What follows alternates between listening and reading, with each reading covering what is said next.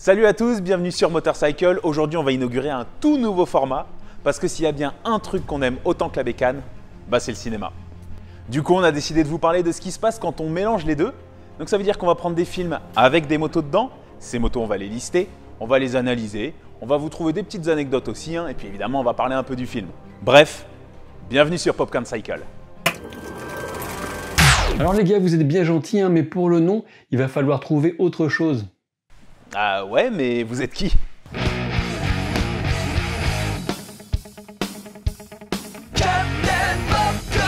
Ah! Change de nom du coup. Ah bah non! Si, on change de nom. Ouais, on change de nom. Alors bienvenue à tous dans ce premier épisode de Bécane de film. Et pour commencer, on s'attaque à un pur classique, The Dark Knight de Christopher Nolan, sorti en 2008.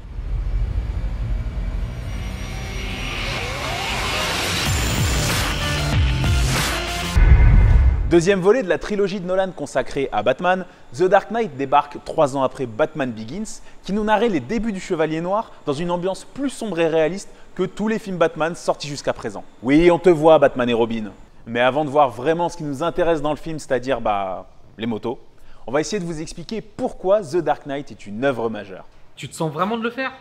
Bah ouais, pourquoi tu veux t'en charger? Bah non, j'ai pas dit ça, mais juste on pourrait peut-être trouver quelqu'un qui maîtrise vraiment le cinéma. Ah parce que nous, genre, on maîtrise pas le cinéma. Bah déjà qu'on maîtrise pas vraiment la moto, Tu crois qu'il a encore là le Captain?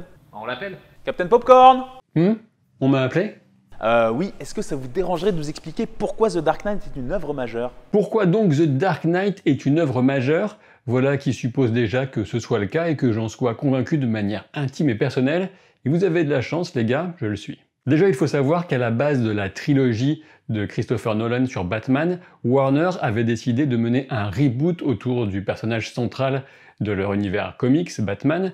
Ça peut nous sembler un peu marrant actuellement, tellement le processus s'est galvaudé depuis, mais à l'époque, c'était franchement original et une sacrée prise de risque. Et oui, avant 2005 et la sortie de Batman Begins, le premier volet de la fameuse trilogie, Christopher Nolan était certes un réalisateur qui était en passe d'être sérieusement reconnu, mais il n'avait pas encore mené à bien un projet à très grand budget, et il faut dire qu'il a porté avec lui une vision vraiment personnelle de ce que devait être Batman sur grand écran. Pour poser un peu le contexte, quand j'ai découvert The Dark Knight au cinéma, eh bien j'avais d'énormes attentes puisque je vouais déjà un véritable amour à Batman Begins. Pourtant, Christopher Nolan a encore réussi à dépasser mes attentes et à me mettre KO debout par la maestria d'un film marqué par une conclusion qui redéfinit la notion d'héroïsme comme rarement on l'avait fait auparavant. C'est simple, ce film me fait vibrer dans chacun de ses grands moments, il me fait ressentir tout un panel d'émotions tandis que Nolan explose les limites du genre super-héroïque pour le faire entrer dans la cour du grand cinéma,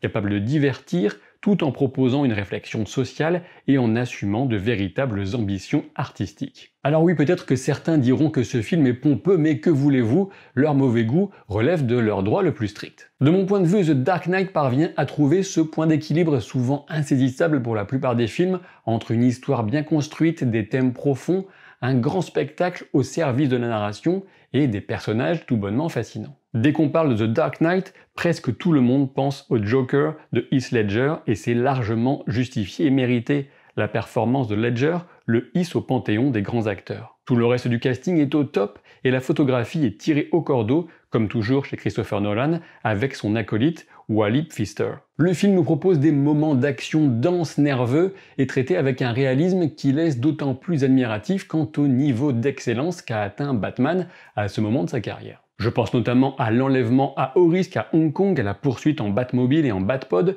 ou encore à la scène mémorable de l'immeuble où Batman est obligé de s'opposer aux équipes du SWAT. Alors bien sûr, de nombreux éléments participent d'une telle réussite, et outre la performance hors norme de Heath Ledger, je pense qu'il faut aussi mentionner 2 éléments qui méritent d'être mis en avant, à commencer par la musique, la bande originale de Hans Zimmer, qui élève considérablement certaines scènes. Et enfin, il y a l'intelligence de ce script qui a été coécrit par les frères Nolan, Jonathan et Christopher, sans oublier l'apport de David Samuel Goyer sur l'histoire globale. Autre fait notable et admirable, The Dark Knight aborde plusieurs thématiques complexes sans jamais sombrer pour autant dans la facilité, ni gâcher le rythme de son histoire au premier degré, et en réussissant à nous proposer une conclusion aussi originale que poignante. Et oui, quand on y regarde de plus près, ce film nous parle de l'ordre et du chaos, de la foi et de la culpabilité, et le tout sur fond d'escalade progressive mais bien réelle de la violence. L'opposition fondamentale entre Batman et le Joker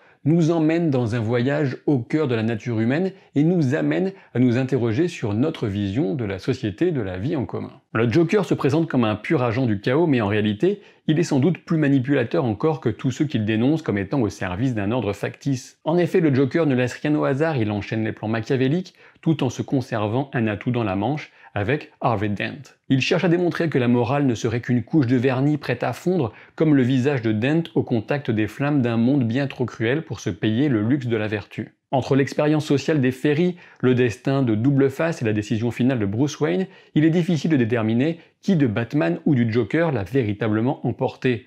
J'aurais tendance à dire que Batman est le vainqueur, mais à un prix terrible. Eh oui, souvenez-vous, il endosse le pire des rôles, il sacrifie l'image même de Batman en un acte fondamentalement héroïque, sans reconnaissance, sans gloire, un acte dont seul le commissaire Gordon sera le véritable témoin. Ah oui, j'oubliais, il y a aussi nous, les spectateurs, abasourdis par tant de bravoure et d'abnégation. Bon bah alors avec ça, si c'est pas clair, franchement merci, un énorme merci. C'est rien, à votre service. Et les motos dans le film maintenant? On y vient, cette fois, ça y est. Bon, déjà, on a une courte séquence dans laquelle Bruce Wayne roule en sportive. On savait le playboy milliardaire amateur de grosses cylindrées italiennes, puisqu'il conduit une Lamborghini dans chacun des 3 films. Donc c'est en toute logique que la production l'a mis au guidon de ce que je considère comme l'une des plus belles sportives du monde, la MV Agusta F4. Alors en faisant mes recherches, j'ai vu que pas mal de monde sur internet avait l'air de dire qu'il s'agit de la F4 1078 RR, une des versions les plus puissantes de cette génération de F4. Alors c'est faux, c'est la F4 1000R, soit la version juste avant. Et pour s'en rendre compte, il y a juste à regarder, c'est écrit sur la coque arrière, c'est furtif, mais c'est bien écrit F4 1000R. Bon après on la voit vraiment pas longtemps dans le film, c'est 3 ou 4 courtes séquences, mais ça reste quand même un vrai régal pour les yeux. En plus niveau bruit, ils se sont pas foutus de nous non plus, ils ont mis un bruit de 4 cylindres un peu énervé, donc c'est plutôt cohérent.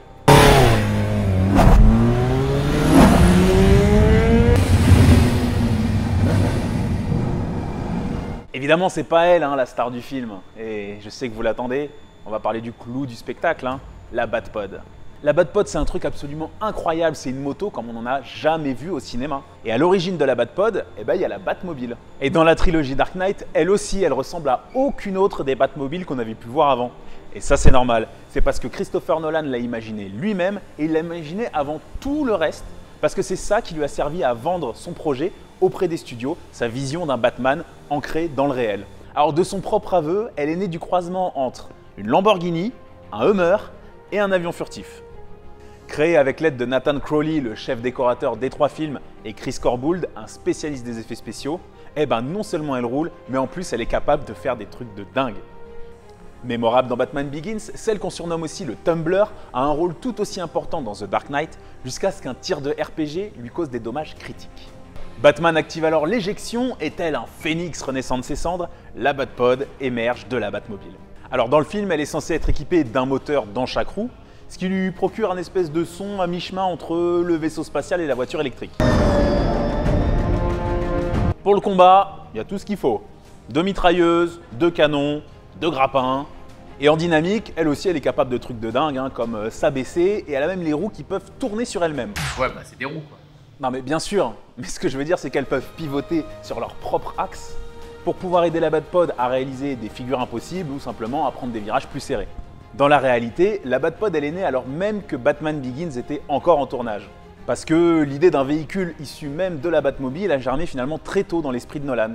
Du coup un soir il s'est rendu au studio avec Nathan Crowley, ils ont piqué en douce 2 pneus de la Batmobile et ils ont commencé à plancher sur le sujet. Et comme pour le Tumbler, c'est ensuite Chris Corbould qui a dû se mettre au boulot pour pouvoir la rendre roulante. Contrairement au film, la Batpod elle n'est pas équipée de 2 mais bien d'un seul moteur et qui n'est pas non plus dans les roues, qui est au centre de la moto. C'est même un monocylindre de Honda CRF 450, ce qui lui offre une puissance phénoménale d'une 50aine de chevaux. Ah ça vend tout de suite un peu moins de rêve. Alors j'avoue par contre, impossible de trouver une info sur la transmission, comment la puissance arrive à la roue arrière.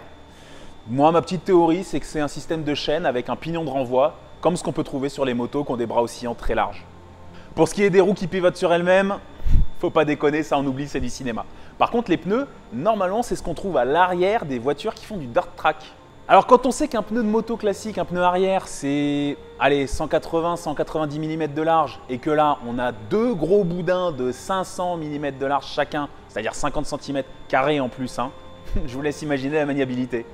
Oui, apparemment la Bad-Pod est un enfer à piloter et il a fallu toute l'expertise du cascadeur français Jean-Pierre Goy pour donner l'illusion d'une moto qui évolue de manière fluide. Pour info, Jean-Pierre Goy, c'est le mec qui arrivait déjà à faire des wheelings avec une R1200C ou à sauter d'un toit avec dans James Bond. Voilà. Mais là, sur un truc pareil qui se conduit avec les épaules, hein, parce qu'il n'y a pas de guidon, bah on parle de plusieurs mois d'entraînement durant lesquels il pilotait plus aucune autre moto pour ne pas se faire parasiter ses sensations de conduite. Et à l'arrivée, c'est super réussi. Chapeau Jean-Pierre. Petite anecdote, Christopher Nolan avait peur que la cape se prenne dans la roue arrière. Du coup, il avait imaginé une séquence où elle rentrait automatiquement dans une espèce de poche dorsale. Finalement, il n'y en a pas eu besoin et le résultat est encore plus cool finalement avec cet effet de cape qui flotte au vent. Ça a permis de rendre les images encore plus mythiques finalement. Pour finir, sachez que pas moins de 6 exemplaires ont été construits pour les besoins de The Dark Knight. 6 exemplaires vraiment construits de A à Z, hein. À part le moteur et les pneus, il n'y avait rien d'existant. Malheureusement, j'ai retrouvé la trace que de 2 d'entre elles. L'une d'elles est exposée au Peterson Museum de Los Angeles qui possède une collection de voitures, de séries et de films absolument folle. Notre rêve clairement c'est d'y aller un jour, hein. Et la deuxième, elle a été vendue aux enchères en septembre 2016. Adjugée pour 400 000 $ à un collectionneur privé, elle a malheureusement été rendue inopérante par la production pour d'évidentes raisons de sécurité. Donc à part pour les quelques bricoleurs à travers le monde qui ont tenté de se recréer des Bad-Pod, oubliez, hein, vous en croiserez jamais une sur la route malheureusement. Et voilà, c'est fini pour ce premier épisode de B4 de film. On espère que vous avez pris autant de plaisir à le regarder que nous à le faire. Évidemment, un immense merci à Captain Popcorn qui a vraiment assuré. Si comme nous, vous êtes des grands fans de films et de séries, on peut que vous encourager d'aller courir vous abonner à sa chaîne. Le lien est dans la description pour un tas d'analyses vraiment éclairées. Un gros merci aussi à Holidays Shop qui nous accueille pour tourner, spécialiste Harley-Davidson. Courez sur leur site, sur leurs réseaux sociaux, vous ne le regretterez pas. Nous, on se dit à dans 2 semaines pour une prochaine vidéo. En attendant, n'oubliez pas de vous abonner et d'activer la cloche pour ne pas le louper quand elle sort. Et comme on sait que 2 semaines c'est long et que vous êtes peut-être en manque de nous, nous aussi on a des réseaux sociaux sur lesquels vous pouvez vous abonner. Facebook, Instagram, Twitter. Salut à tous.